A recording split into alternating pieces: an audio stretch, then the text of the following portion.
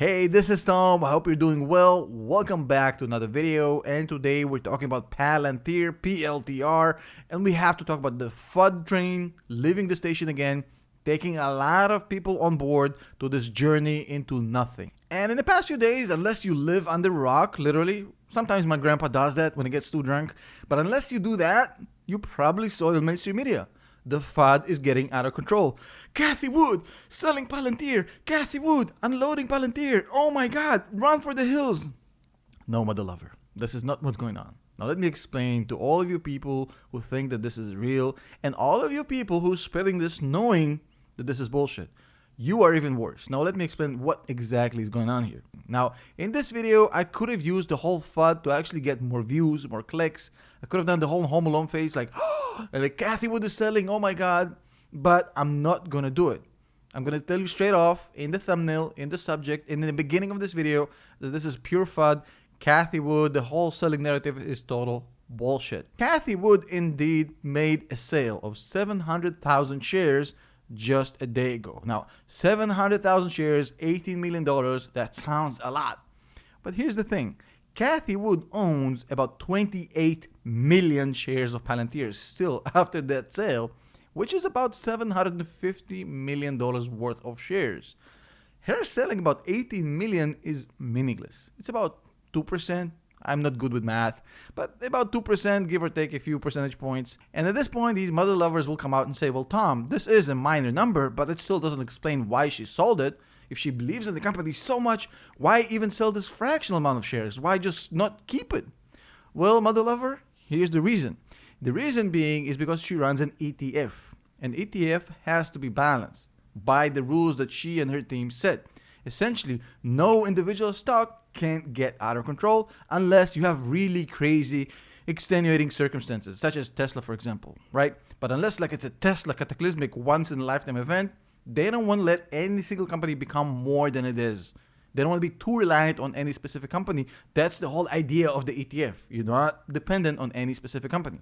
And because Palantir ran up in price so much, and shout out to all you envious people who just missed out on the train where I told you that 18 was the bottom, shout out to all of you, when it ran up from 18 to $27 in the past few weeks, that actually caused an effect for the ETF to actually become imbalanced. Essentially, Palantir became too heavy inside the ETF. It just became too big.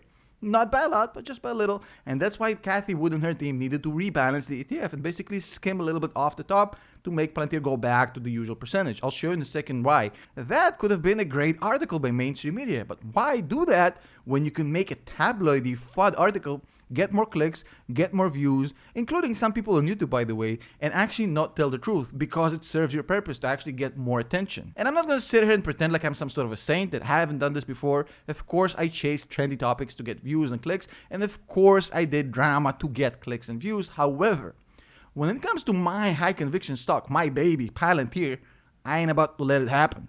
Simple as that. I'm ready to play this game with other stock, but not Palantir. Palantir is a game changer, but here's the story here that you actually need to understand. There's a lot of swing traders and day traders watching these videos, and for you guys, I gotta tell you, this ain't about to be pretty for the next few weeks and few months, because I don't think Palantir is a good stock to swing trade at this price point. I think it actually reached the top. It had such a great run. From now on, it's gonna be slowly rebalancing and consolidating. So if you're looking for the swing trade, I think you're already too late. I don't think it's gonna have another massive run like this, but hey, what do I know? I'm just a guy on the internet. Again, not financial advice. I'm not a financial advisor. This is just my opinion. Might be inaccurate, might be wrong, might be the remedies of a madman. You have to do your own research. I'm not just saying this. But hey, here's the thing about Palantir that all of you need to understand. If you're in this for the day trade, the swing trade, it's not a good stock for that. Especially after the latest run, it's definitely going to start slowly consolidating. However, if you're in this for the long run, for the 10-year window, like I'm looking at 2030, I'm not selling a single stock of Palantir before 2030. If you look at 2030, it's a great stock to have. But if you're looking at 2030 and you're thinking in your head, well, is this a $1 trillion company? Does it really matter if you buy it 23, 24, 25, 26, 35, 40, 55? It doesn't really matter. It's like saying, well, I should have bought Tesla at 20 instead of $25. And that is the whole idea I preach. When you invest long-term, you don't give a schluck about the current price, whether it's $5 here, $5 there. You're going for that mega event. Now, Of course, there's a lot of swing traders and day traders that care about every single cent, and for them, I don't know what to say. That's not my expertise. You probably need to be looking at other channels. And you know what I find ironic is that the same people who claim that Cathie Wood doesn't know what she's doing when she was loading up on Palantir basically are now saying, oh, look, Cathie Wood is selling Palantir. That's a bad sign. Well, you have to decide, mother lover. You can't say she doesn't know what she's doing and then point to her selling and say, well, that's a bad sign.